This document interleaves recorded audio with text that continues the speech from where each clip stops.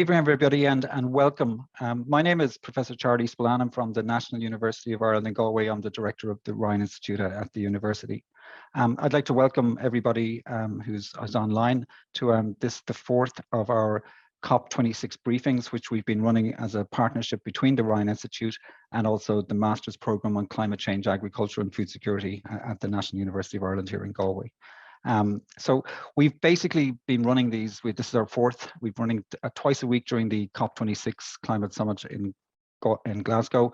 We have been running a briefing session at 5 o'clock where our students on the Master's Program have been analysing the latest developments at the COP26 event. And then we invite myself and others from the faculty in NUI Galway who are here in Glasgow,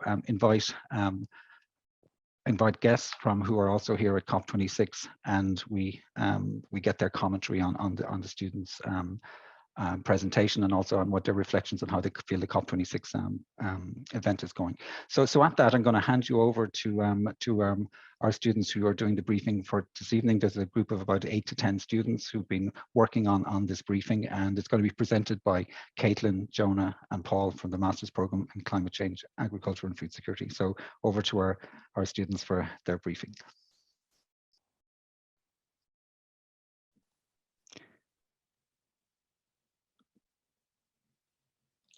Hello and welcome to our presentation on the last 2 days of COP26. I hope you find it informative and interesting. Next slide, please. The speakers today will be Imelda Nguma, Joanna Huber, and myself, Caitlin Breen, and we will be presenting the work done by our group made up of Katie Everett, Jacinta Barons, Michelle Roach, and Margaret Millell. Next slide, please. I will begin by discussing the financial commitments which have come from COP26. A text on long-term climate finance, which was released last night, has urged developed countries to urgently scale up the provision of climate finance, as it's currently insufficient to respond to the worsening climate change impacts, and particularly to respond to the needs of developing countries. It has been emphasized that work to adapt and mitigate against climate change will only be effective if we take a global approach. It has been agreed that developed countries will mobilize together to provide at least $1.3 trillion per year by 2030, with the goal being that 50% goes towards adaptation and 50% for mitigation. A significant percentage will take into account the needs and priorities of developing countries, depending on the requirements they have outlined in their NDCs. Positively, pledges have been made to the Adaptation Fund, which now totals $351.6 million, and to the Least Developed Countries Fund, which totals $431 million. It has been noted with concern in the text that there is a lack of private sector finance in the $100 billion pledge, and most of this has currently been publicly funded. Another thing that has been pointed out with concern is the lack of a common agreed definition of climate finance. It has been noted that this is important to avoid double counting and to account for the money going from developed countries to developing countries, and ensuring that this money is used to tackle climate change issues. Next slide, please. Now, to cover some of the commitments made at COP overall. Several major commitments have been made throughout COP. A number of countries have announced revised NDCs, one example being New Zealand. The New Zealand Prime Minister, Jacinta Ardern, announced their increased goal of a 50% greenhouse gas emission reduction by 2030, which is up from a previous goal of 36%. Vietnam, which was highlighted by COP President Alok Sharma as one of the most vulnerable countries to the effects of climate change, have increased their greenhouse gas emission reduction goal to 15% per year by 2030 and 30% per year by 2050. Thailand is an example of a country that has surpassed their previous NDC goal by reducing emissions by 17%, and they have come with a new and ambitious NDC goal to reduce emissions by 40% by 2030, by 40% per year by 2030. Also, importantly, in the last 24 hours, there has been a joint declaration made by the US and China, which lays out concrete and pragmatic regulations in decarbonization, reducing methane emissions, and fighting deforestation. This has been welcomed as China's absence from COP26 has been an issue of major concern. Next slide, please. The Paris Agreement has been a main topic of conversation and discussion at COP, so I will briefly mention some of the outcomes of the discussions of the Paris Agreement articles. Article 6.2 on bilateral trading of internationally transferred mitigation, and Article 6.4 on global carbon markets for internationally transferred mitigation have not been agreed upon. Article 6.8 on non-market approaches has been partially agreed upon. Article 4.10 on common timeframes for NDCs has not been agreed upon, with two options being proposed, these being 5-year cycles and 10-year cycles. Article 7.1 on the global goal on adaptation has not been agreed upon. And Article 8 on loss and damage to the Santiago network has been partially agreed upon. Article 13 on enhanced transparency frameworks has been partially agreed, with common reporting tables and formats which will be adopted. However, it is yet to be agreed how these will be used in developing countries. Many countries worked hard and worked together to come to the agreements on multiple areas, and there has been progress in many areas. However, with these important and unagreed articles in mind, it can be said that at least in relation to the Paris Agreement, COP26 has not been successful. The ambition hoped for in regard to mitigation, adaptation, and finance was not really realized over the course of the conference. I will now hand you over to Imelda, who will discuss the themes covered over the last 2 days, transport and cities. Thank you so much, Katie. Good evening. I will go direct to speak about pollution, and I will show that how the pollution affects our environment. And we all know that pollution can be coming from the working environment, can be coming from the industries, from our kitchen, and from our surrounding areas. It shows that air pollution is an unspoken agenda, and it kills almost 7 million people worldwide in a year. And it's also an underlying factor of 15% of death from COVID-19 worldwide. It also shows that there's an inequality that plays a big role in a pollution triangle, as the population fails to receive information on how exactly pollution affects them, at what point that pollution affects them, and in what percent that pollution can be reduced in their environment. It also shows that in Wales, there's a contribution of changing the construction of new roads and now just build on the existing roads so that to remove the amount of carbon that can be generated from this construction. But it also shows that in London, there's a program of planting almost 86 million trees by the end of this decade, and the target is also to reduce the carbon emission. Next slide, please. It shows that there's a great challenge from our cities and to the industries. Now there's a call of action in modifying this, as it says that there's a missing link in implementation in the air quality monitoring, as this is a multi-sectoral approach of which the SDG 3, SDG 7, SDG 11, and SDG 13, they should all be combined together so that the pollution challenges can be overcome. But also the monitoring stations should be situated at the high dense population areas, like in rural areas and in district urbans, where there's a high level of pollution and where this data can be collected and be used in other places. But also, this data can be used to enrich citizens with much information, and also policymakers, once they want to do decision. We can also use this data to show that pollution has great impact in our community and how they can use this data to make a change in their policies. But also there's a great connection on air quality and health data. We should show the health and the medical industry, the medical platform, that there's a great connection between the air that we breathe with our health. By having this data, it will be able to signify that there's a great impact in our health. But also there's a great need of putting and monitor and measure the use of the dropping points where children are dropped, where you can find there's some idle cars just with the engine on, and where these emissions are still being produced. Now there's a need of setting like idling regulations so that these idling cars can now be can just shut their engine down in these children dropping points. Next slide, please.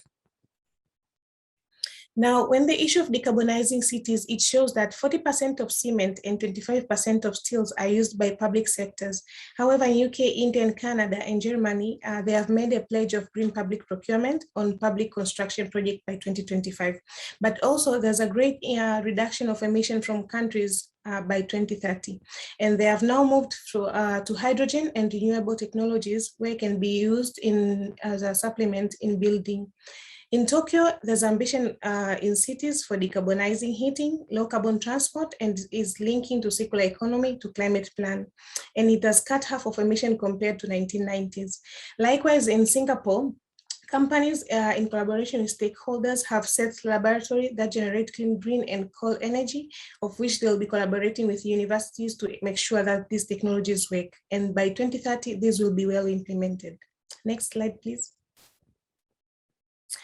In the issue of mobility, it shows that electrification of public transport in cities has a great impact in in this reduction of greenhouse gases, as it can be seen that in China, like approximately 17,000 public buses are electric and with 500 charging stations. The same with Calcutta, the same with Chile, of which 800 electric public transport committed to stop fuel cars by 2030.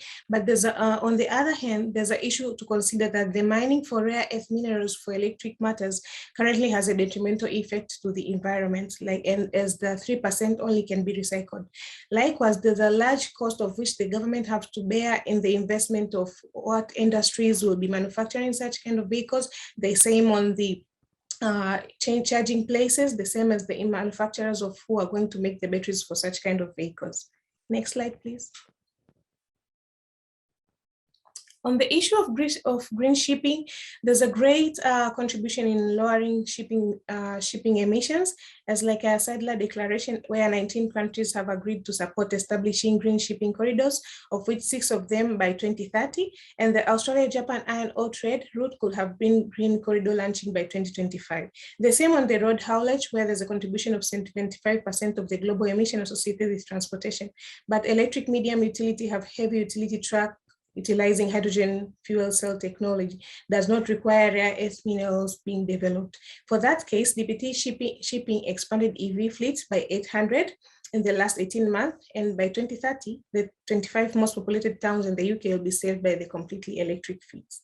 Next slide, please. Now, by winding this, we can say that carbon-free champions have been emerged all over the world, of which countries from the different women from different parts of the world, like in Africa and other parts of the world, have been championing to end these carbon emissions. And like an example of on my right-hand side, where we can see Amanda is one of a lecturer in Uganda, where she is the great champion, of which she normally goes to her lecturer place or in her school by using a bicycle, of which in other parts it's very difficult to find a lecturer just cycling to school. Most of us normally likes to use cars so that we can reach our destination. But she has been championing to reduce the carbon by engaging more in cycling. The same as one of our spokesmen in Uganda, the same in Lagos, they have been championing to policy on the issue of more walking and cycling. Now we can all see that these all are done so that we can reduce the amount of carbon that is emitted in the environment. For that case, I'll just post the next slide to my fellow Jonah for him to wind up on the overall impressions. Thank you. Thank you very much, Imelda. So today is the last official day for negotiations, and tomorrow is set to be the ending of COP26, but a lot of things are still in the process, are still going on, and many diplomats have actually rebooked their flights to Monday. Either way, we thought it might be useful to summarize some of the key developments, successes, and issues of COP26. So in theory, COP26 has produced a number of successes, but, and somewhat unsurprisingly, there are various concerns connected to most of them. So it seems like every success seems to have a major catch, which raises the question whether or not these successes exist on paper only. So we provided some examples for that. The global methane pledge, over 100 states have pledged to reduce the methane emissions by at least 30% by 2030. And while 6 out of 10 of the world's biggest emitters have signed it, however, the 2 largest ones are missing, with China and Russia. The Zero Deforestation Pledge, over 100 states have pledged to end all deforestation by 2030. However, there are already emerging doubts whether this will actually be implemented. For example, Indonesia, which is home to the 3rd largest rainforest globally, which initially signed the pledge, underlined only days after the signing that the country's forests are part of its natural wealth, and that the zero deforestation pledge therefore was false and misleading.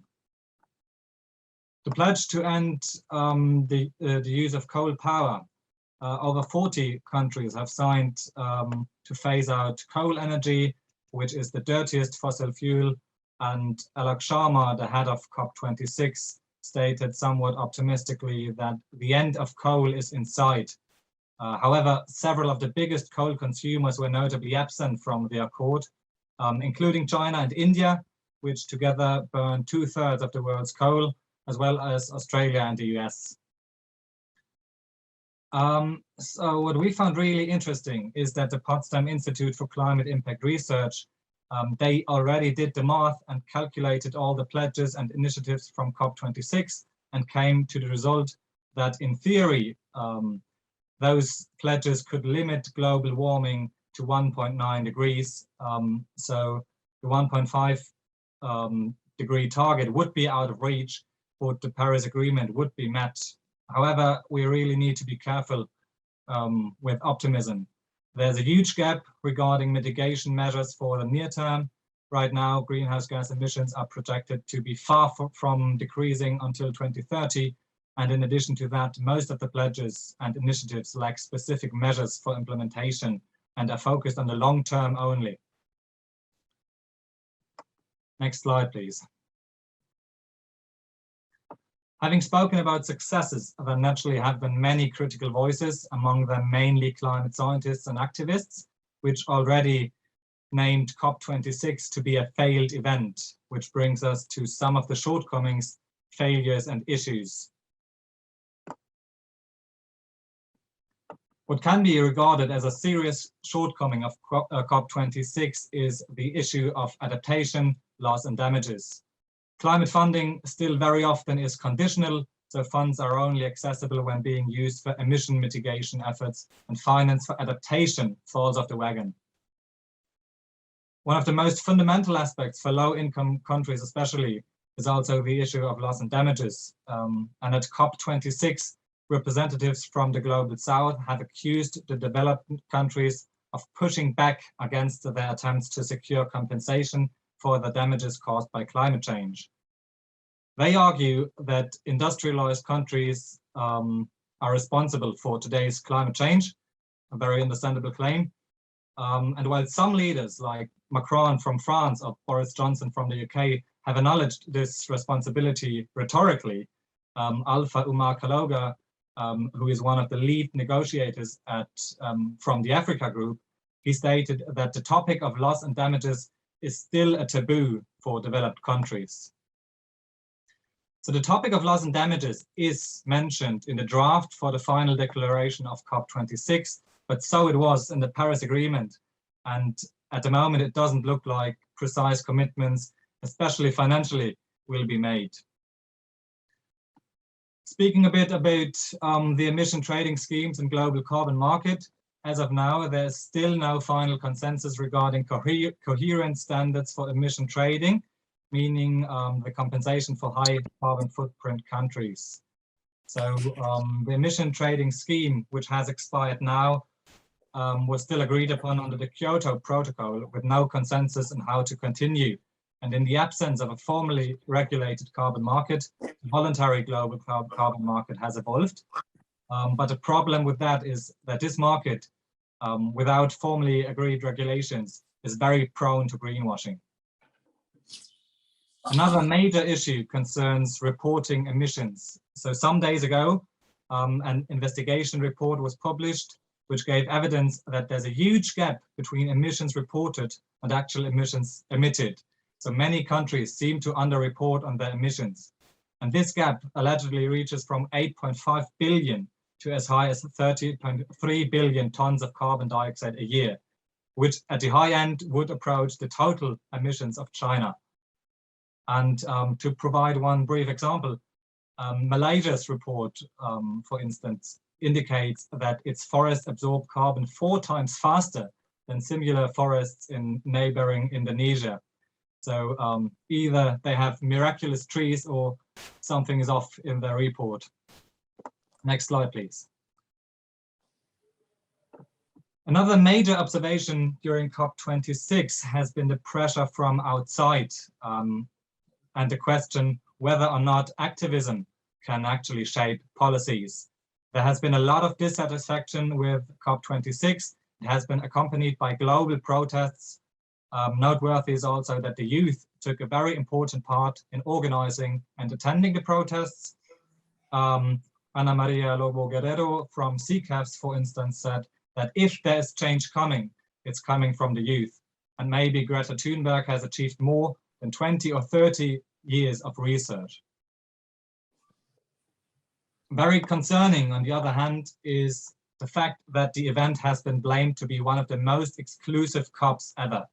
The civil society actors, indigenous representatives, delegates from the Global South, they all experienced restricted access due to not having early access to vaccination, changing travel rules, or high costs. Tasneem Essab, who is the executive director of the Climate Action Network, said that civil society voices are critical to the outcome of COP. But if participation and inclusion are the measure of legitimacy, then we are on very shaky grounds. And 2/3 of civil society organizations, which usually send delegates to COPs, have not been able to do so this time.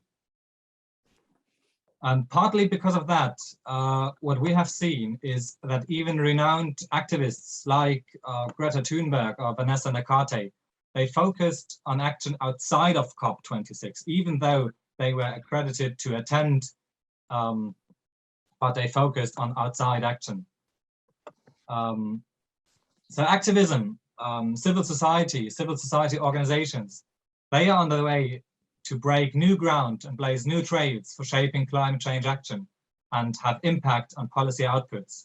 And one example for that is the fact that more and more civil society actors, like NGOs and others, are taking climate change matters to the courts, filing cases against the inaction of ignorant governments. So where does this leave us? There definitely is the chance that despite all of the new measures, all of the new initiatives, governments will still continue to fail to actually comply. And the question is, what role can civil society play to change that? And to end with the major question of this event is probably that we all have to wait whether or not COP26 pledges and successes of paper will be implemented. Thank you very much for your attention. Back to you, Charlie.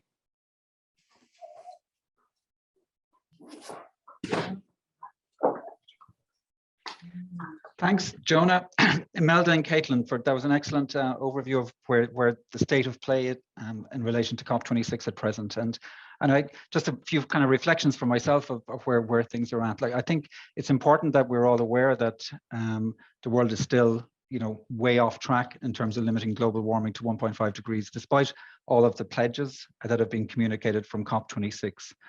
Like at present, like Carbon Brief has done an analysis yesterday of the 4 studies that have been done in terms of adding up the various NDC pledges and where would they take us to. And if we look at the NDCs that are on the table,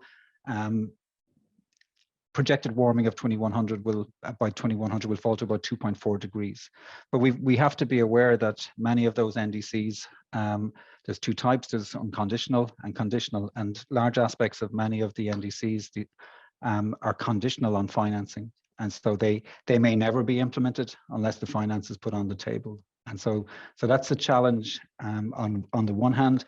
Another challenge is that the NDCs are simply pledges. They're not plans, and they're not, only a fraction of them have any plans in place for them to be spun into reality and to be implemented. So while the pledges are welcome, the pledges are insufficient. There's an emissions gap even with the existing pledges, and then there's an implementation gap in terms of how they will be implemented in the timescale. And all of those 4 studies that I've been analysing the trajectories of where the NDCs may take us have all indicated that action within this, what's called the critical decade, within the next 8 to 10 years, is critical if we want to keep the 1.5 degree target alive. So there is a real danger that you know, within this decade, we will reach a point whereby COP26 will be discussing what will we do in a post 1.5 degree world. That is my view at present in terms of looking at how this looks. So that's one aspect.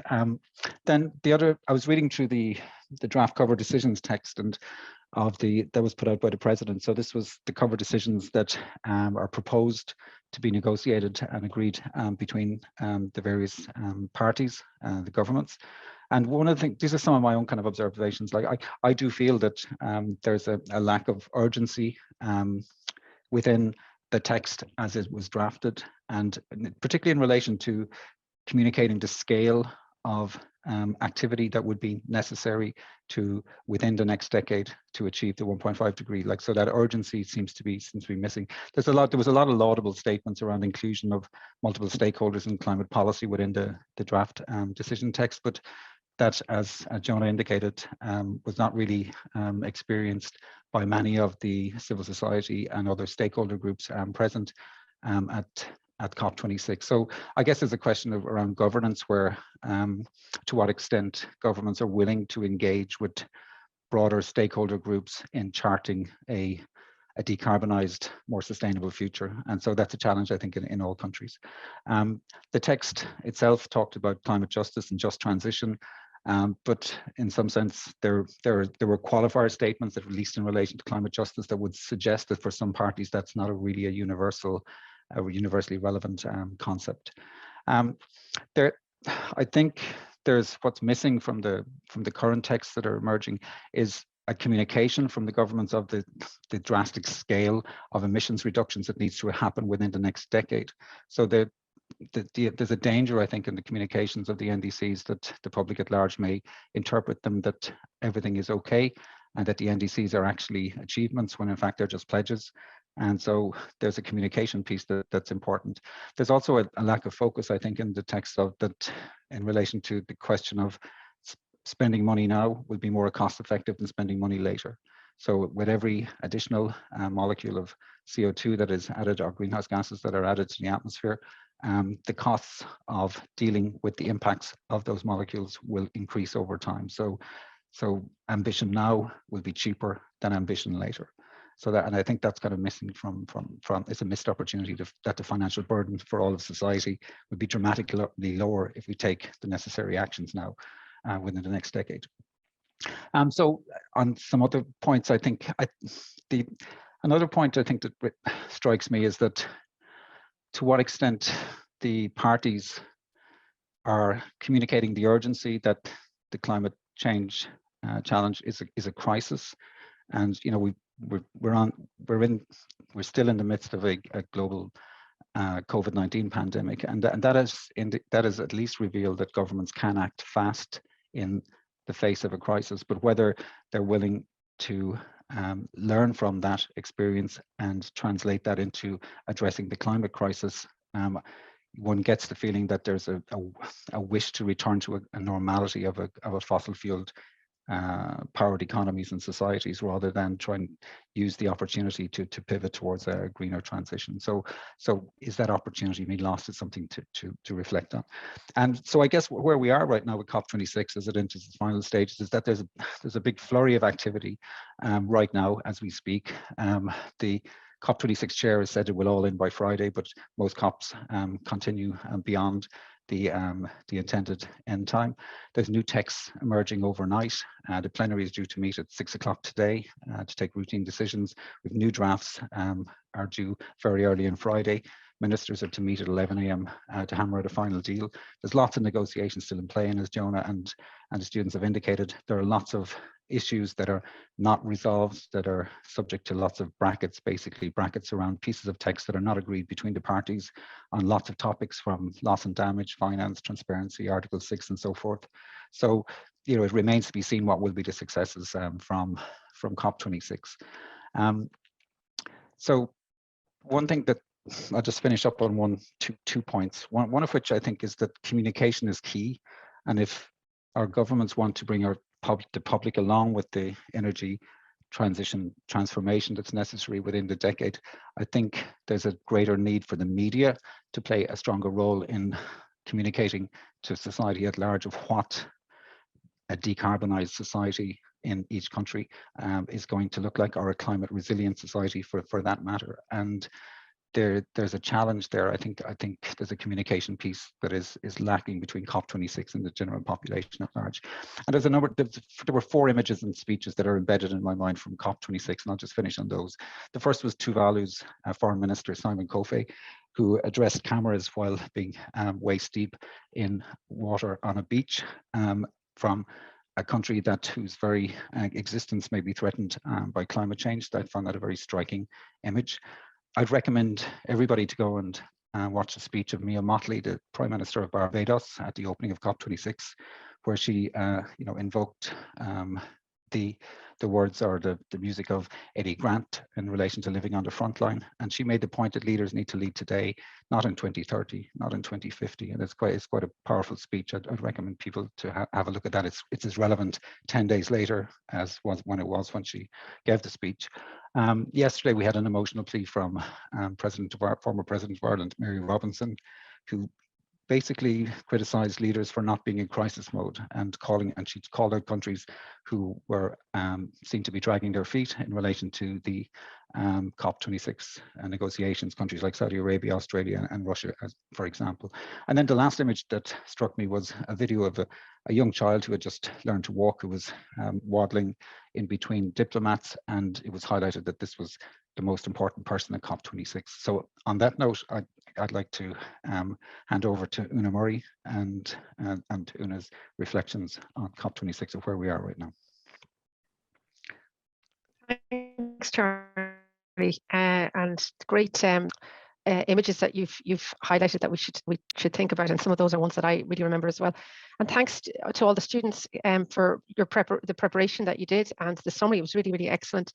And just some of the points that I was going to make link with that, really. So I mean, I won't dwell on them, but I think I've been following a lot, or trying to follow a lot, the loss and damage and financial commitments to support developing countries, address the impact of climate change. And Caitlin talked about that, talking about the financial commitments, and Jonah also talked about pushing back against funding for loss and damage. So I was looking at the draft text, or the draft version from the 11th, which is today, for the Warsaw International Mechanism for Loss and Damage associated with climate change impacts. And this is supposed to be the channel for, or it talks about channels for financing loss and damage through the Santiago Network for Loss and Damage, and how to operationalize that. And there's some, as you said, not fully decided decisions about the institutional arrangements for this Santiago Network. And I think Caitlin organized them or outlined them in her talk. I think Scotland, a bit of good news, Scotland is one of the first countries to step up and recognise their obligation to loss and damage. And I think they committed $2 million towards that. And they say Nicola Sturgeon has been quite prominent throughout the conference and talking a lot. And she said that they're trebling their fund to climate justice, even though it's small relative to other countries, but it serves as an example, I suppose, to other countries. So they've tried to put loss and damage on the agenda. And there was, like, thinking more about loss and damage, there was just three different points that struck me about what actually, the impact now of climate change is. And the first one was Vanessa Nakate talking about loss and damage, and really how it's a death sentence for a lot of communities who are already on the front line of climate change. And she talks about rising temperature, sea level rises, floods, all the things, people losing many things. And she said that beyond funding for mitigation and adaptation, we need money for those who cannot adapt anymore because they're not able to.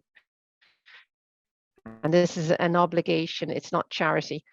And I was also at some talks in the Climate Vulnerability Forum, and the South Asia region, Bangladesh in particular, had some excellent talks about displacement now because of climate change. I think something like 4.4 million people have been displaced, but they say there's going to be a 7-fold increase in displacement and distress caused by up to 2050. So we need to look at the impact of climate change now. And as Charlie said, it's not something, the urgency is now, and people are suffering now.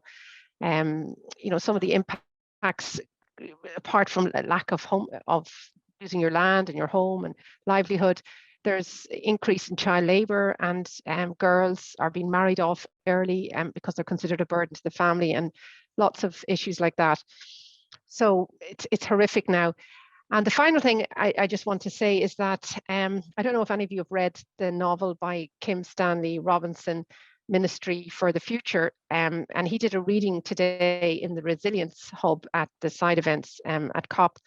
And he really, I mean, it's a novel, but he talks about the first scene is a horrific consequences of a heat wave. Frank, the main character, I've read the book.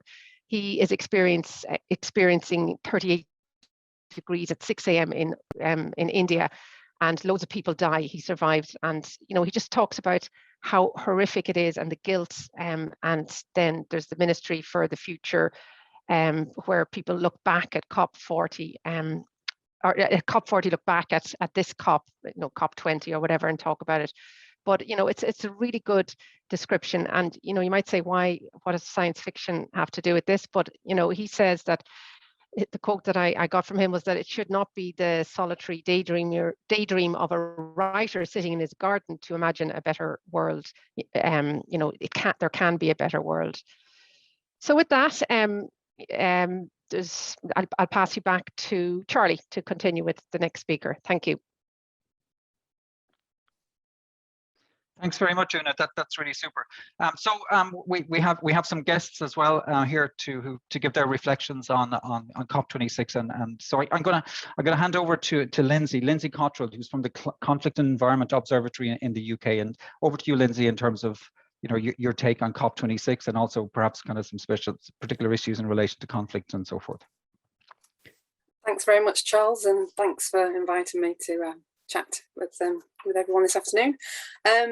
So we were there at COP, as you can tell, I'm not there now, earlier this week, and we, the Conflict and Environment Observatory, together with Lancaster and Durham universities, we launched a new website which picks up on what Jonah and yourself, Charles, were saying about emissions reporting. And we were the explicit aim of this website, which is militaremissions.org, is to highlight the lack of reporting that the military do with respect to their obligations to the UN.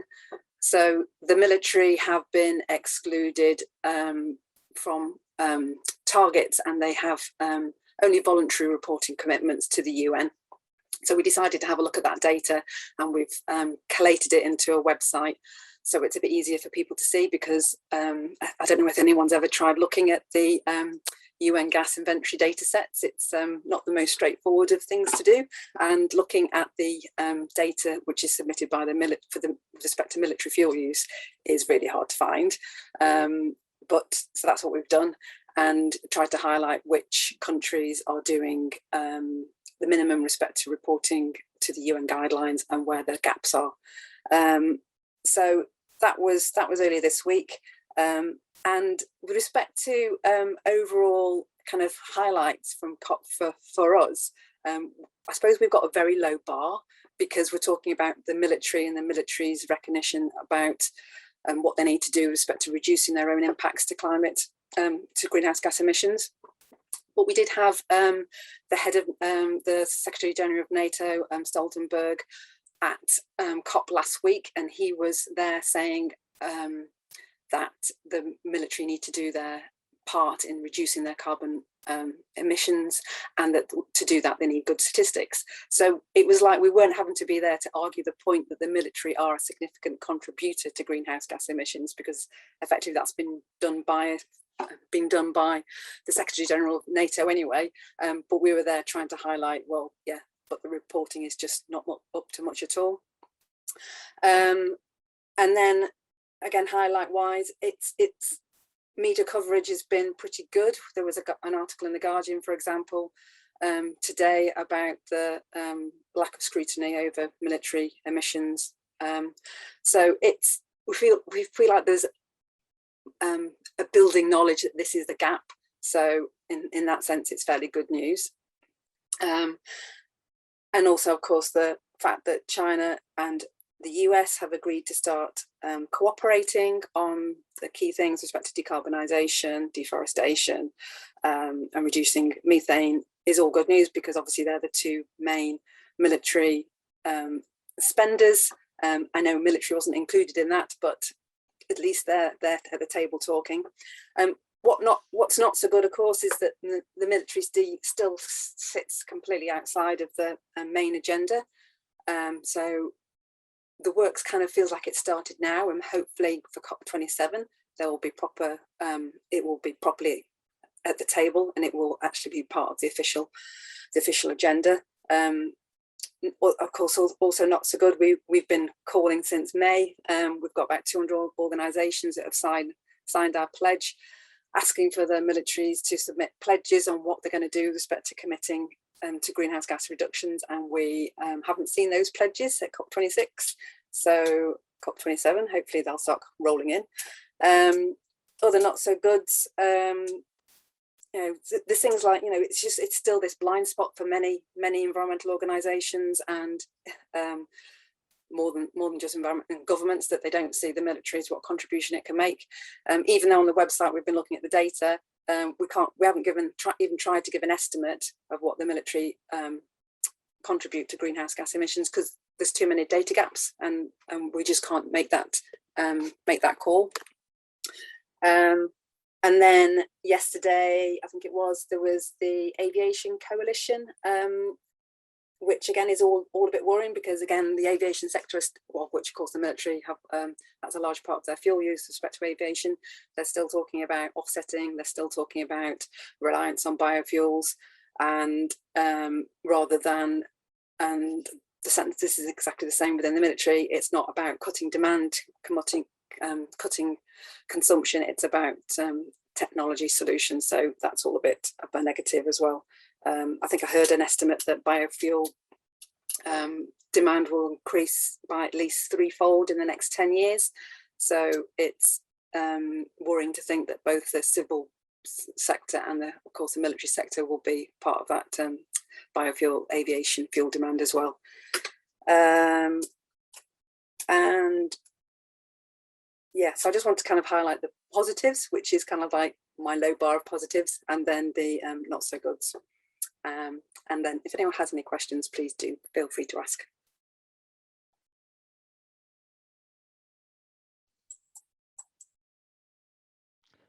Thanks so much, Lindsay. That's really excellent, and it's great that there are organisations such as yourself who are looking at the military side of things, and including also, I guess, the relative emphasis on military spending versus spending on climate finance. I think is another area I think that you also look at. So I'm going to hand over to Conor Fox, and so Conor is a key member of the Cleaner Cooking Coalition, and he was also at COP26 as a member of the Malawian delegation. So over to you, Conor, on your perspective. Hi, Charles. Hi, everyone. Yeah, so I just got back from COP this morning, and I was part of the Malawi delegation. I was very honoured to be part of it. I'm from Wexford, but I'd lived in Malawi for a number of years and have been working on cleaner cooking. We say cleaner cooking because it's not just about the technology, it's also about the fuels and the practices and ventilation. So basically, almost everybody in Malawi, apart from say 2%, would cook with either firewood or charcoal, and this is very often in traditional stoves or tree stone fires, and it has quite it's a big impact in terms of household air pollution, local environmental impacts, and it's also from a socioeconomic perspective, it's a burden on the households. They have to collect firewood or pay for it. So Malawi has set a goal for itself in 2013 of 2 million cook stoves by 2020, and achieved that goal, became a global champion for energy access at the recent high-level dialogue for energy at the UN. And at COP26, we proposed that Malawi would organize a side event, highlighting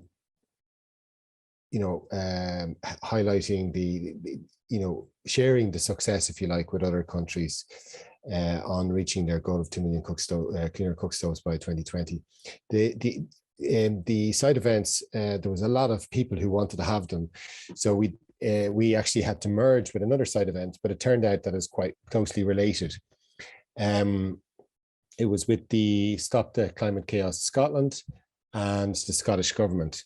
And they had run a series of dialogues called the Glasgow Climate Dialogues.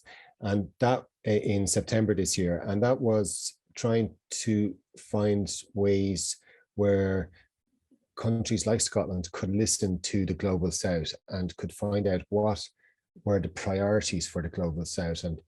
And because, you know, very often the COPs are highly populated by the northern countries and the agenda of the northern countries. So that was quite interesting. And we worked out a kind of a way that the two presentations could work together, because, you know, Malawi's success with the cleaner cooking was an example of a locally led climate action, and that's been successful. So it kind of blended on the big level, the need for the South to have a voice, and key issues there were climate justice, adaptation, and also loss and damage. So as Una mentioned earlier, Scotland is the first country to actually put their money where their mouth is for loss and damage. So that was quite interesting. It was a small amount of money relatively, but it's a seed, and hopefully other northern polluting countries can be kind of embarrassed into putting money into the loss and damage fund. And COP26 might be remembered as the year when loss and damage actually got started. And now I guess that with that small amount of money that has been raised now, kind of, you know, the idea has to be developed more as to how this money can be spent, how it can be administered, and so on. And at the side event that was just on Monday, Malawi and Scotland pledged, signed a cleaner cooking pledge, which means that they're trying to get cleaner cooking. So it wouldn't be completely smokeless, but cleaner cooking to everyone by 2030, and clean cooking based on renewable local sources by 2050. Very important, the idea cleaner, because it's estimated that 2.6 billion people will still rely on firewood by 2030. So they, you know, given the reality, it's you know, electric or solar powered electric induction cooking is not going to be possible for everybody. So at the least we can do is make it cleaner, and this should be done with proven, you know, locally appropriate options, and then we can move on to transitioning to clean technologies. So that was a really good side event. It was a great for Malawi. It was a really good event for Malawi and Scotland together. I think a lot will come out of that. And then just a few other points from what else was said. At that side event, somebody asked why hasn't cleaner cooking or been, you know, why is it such an issue? Why is it's not important, or it's very much like a marginal issue at the talks. And I guess one of the issues is that it's the investment case hasn't been really made for it. But there was a presentation by Chad Frischman from Project Drawdown, which is a really good project if you get a chance to have a look at it. And you know, it shows that, you know, if we can make cooking cleaner for everybody around the world, that could be, you know, among the top 10 most important climate actions we can actually do in terms of potential greenhouse gas emission reduction. And then you've got all of these cascading benefits that are associated with it. So it should actually be a much more important issue. And then I guess the pledge was a step in the right direction, where northern and southern countries come together and commit to working on this issue going forward. Just some other points. Yeah, I guess the whole thing of Article 6 is quite important. I know sometimes Article 6 is considered the markets part, or it's quite controversial. But the one thing that's very, very important about the Article 6, these are the different mechanisms of paying for emissions reductions. It's based on results, and that's quite an efficient and effective way of getting finance out to communities. Because if we are financing cleaner cooking or solar panels or irrigation infrastructure or whatever it is that would come under mitigation or adaptation, or indeed loss and damage, one of the most effective ways of getting that out to villages or to into rural and to urban areas, but at the grassroots level, is doing it on results-based mechanisms. So people, entities, organizations, social enterprises get paid for actually making it happen on the ground, rather than money just going into a pot and then being administered by grants or I mean, obviously, in some cases, it would need to be done by public entities, but very often it can be done by social enterprises. So that's just another point. And then I would just agree with Charles's observation about Mia Motley's speech. I thought that was the most impressive speech that I saw in the whole of the COP. And it was particularly poignant when she said that, our inaction will be measured in livelihood and in lives. And she said in a very kind of sincere way, and that is the truth. So it's the emphasis on urgency and action. So thanks very much for the opportunity to share some reflections on COP, and thank you to the presentations earlier on. I thought they were very interesting. Thanks so much, Conor. It's really great to have your insights from the Cleaner Cooking Coalition, and also in relation to the kind of work on the ground that you and others are doing in Malawi. That's really wonderful. We've another commentator, correspondent, Jerry McAvilly, who's on the line there. Jerry's from Friends of the Earth Ireland. And Jerry, do you want to give an overview from your perspective? And I know there's a range of people from Friends of the Earth Ireland who are at COP26, and do you want to just chip in there, Jerry? Yeah, sure. Thanks a lot, Charlie, and thanks a lot for having me on. So I should preface this by saying there are significantly more intelligent and dedicated people from the Friends of the Earth family who are over in COP and following the negotiations in detail. So I'm really only here to focus in on one specific issue that's particularly relevant to an Irish perspective. But before I get into that, I'd just like to say I fully agree with Charlie on your points around finance, on urgency, on understanding of pledges, on costs of inaction, and also for the need for media to report accurately on this. But what I would really like to emphasize is your voice. I mean, everyone on this call who has specialized or researched any aspect of climate policy. And I say that not to be trite, but to emphasize that you, whether it's with your family, your community, or on Twitter, where you have the opportunity to highlight these inconsistencies or the need for action in any way, shape, or form, you should be doing that. And it's the media that often picks these things up. In other words, we also have a role, I guess, to inform the media narrative. And also, just on the COP, I do not want to comment on the potential outcome of the decision text, because I haven't been following it closely enough.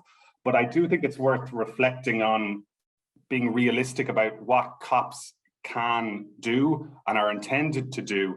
And I say this because the primary driver of cutting emissions is the nation state. The obligation rests on governments. I mean, that's not only morally and factually, but legally. And I'd just like to bring up really quickly, I'm going to read this fairly quickly, but there was a really good tweet by, I think she's a Finnish researcher. She's with the Centre for Research on Energy and Clean Air. Actually, I hope it's she. I'm not familiar with the Finnish names. Her name is Lauri Milarvita, and she said, cutting emissions is primarily about national decision-making and policies with international diplomacy, one additional lever that can push those in the right direction. It's plainly obvious that we don't have the preconditions for all countries to agree fully on Paris compliance targets. Calling a diplomatic meeting a failure for failing to deliver outcomes that cannot currently be delivered with diplomacy would make no sense to me. It only makes sense if your theory of change is that one day world leaders will meet and suddenly come to their senses. It's very important to highlight the gap between targets and Paris goals, and especially to call out the worst offenders, especially rich countries with clearly inadequate targets. However, refusing to acknowledge progress at all because climate change didn't get solved in 1 week is what makes my head hurt. I don't think that's going to inspire more action and ambition. Maybe that's just a reflection on being a bit realistic about what these COPs can and can't do. Having said that, I think Friends of the Earth will be quite critical about the outcome of the decision text. It may be, I shouldn't say it will be, but it may well indeed be. Anyway, why am I here talking to you? I actually want to specifically talk to you about what's called the Beyond Oil and Gas Alliance. It's a new pledge among, I think I'm correct in saying 7 or 8 states that came out today. You've seen other pledges earlier in the week around methane, around deforestation. I can hear some of you saying, oh, good God, another pledge. That doesn't sound like reducing emissions. I feel your pain, but I'm here because I think there are some positives and because Ireland has actually signed up to it. Unfortunately, like there isn't a direct link here between this new alliance and potential COP decision text on phasing out fossil fuels, but we believe it's a step in the right direction. So to explain what it is, it's a diplomatic initiative of Costa Rica and Denmark, and it's the first initiative focused on keeping fossil fuels in the ground. And it brings together countries that have taken steps to ending new licensing for oil and gas exploration. And it's the first initiative to recognise the need for governments to manage the phase out of fossil fuel production in line with Paris. And it has its own website, so I won't read through all the objectives, but it's about strengthening global ambition in the context of phasing out oil and gas production. It's also about raising it on the international agenda.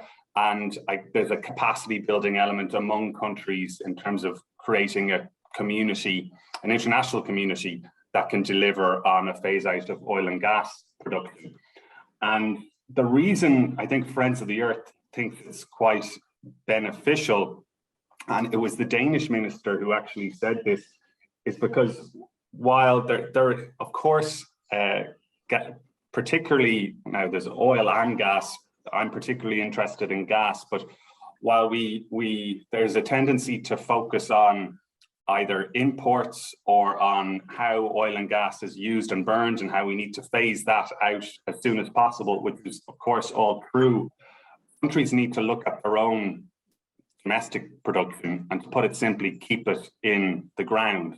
And this is the first initiative that actually is looking to make sure countries coordinate to do that. And I forgot to say, I can't remember whether I said the countries who actually signed up to this are, do I have the list in front of me? Yes, I do. The countries that are signed up to it are Ireland. I said it's a initiative of Costa Rica and Denmark. It's also Greenland, Quebec, Sweden, and Wales. And it's also important from a climate justice perspective that these states who have interests in oil and gas production are taking the lead and actively reducing it. In other words, or phasing it out. In other words, the responsibility shouldn't rest on developing countries. And it's also really important, and I'm sort of coming to the end of this piece now, but it's really important from the point of view of no new gas. The reason I emphasize that is you sometimes get the argument put forward, is this not a bit of a contradiction? That of course, you know, why you in developed countries, you're actively using gas for your oil and gas for your energy. Yes, you're criticizing it. Is that not some form of a contradiction? Whereas what's actually really important is that we're not locking in more gas into the system. We're not allowing more infrastructure. We're not putting forward more supply, which would clearly not be in line with the Paris Agreement. And it's also important from an Irish perspective, and I'm coming to the end here, because not only because fossil methane gas is very important to our electricity fuel mix, but we have taken steps in Ireland to ban domestic fracking, to remove support for oil and gas from our strategic investment fund, and to end future exploration for oil and gas. But we are yet to tackle the potential for new production from existing licenses. And it's also a really important message to industry and investors from all of these countries that essentially we're moving to a zero carbon society. And believe me, investors do listen and take note. I appreciate that look, that this is only a diplomatic initiative and a pledge, and it's many of the world's biggest producers of fossil fuels are missing, so it's by no means perfect, but we think it's a step in the right direction. I might paste a few resources into relevant links into the chat box, and yeah, that's basically it on my side. I also thought the information on working on cleaner cooking was really interesting as well. It's especially relevant to some of the big international development organizations in Ireland, and what some of the financing there could and should be supporting, and also very relevant to other issues like women's empowerment and air quality. Yeah, that's basically it on my side.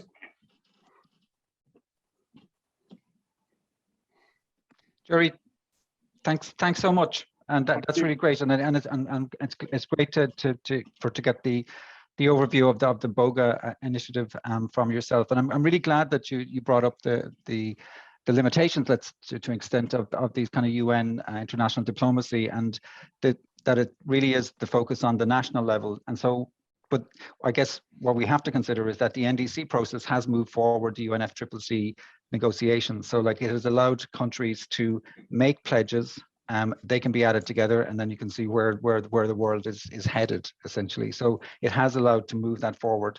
But I guess the challenge for all stakeholders and all stakeholders basically is to hold government to account as to whether they your government, whatever your government is, whatever your stakeholder group is, that those pledges get translated into plans and actions and outcomes. They like, the outcomes are what matters here, and the pledges do not necessarily. There's a long road before they become the outcomes of 1.5, staying within 1.5 degrees. And so that's where the kind of challenge lies.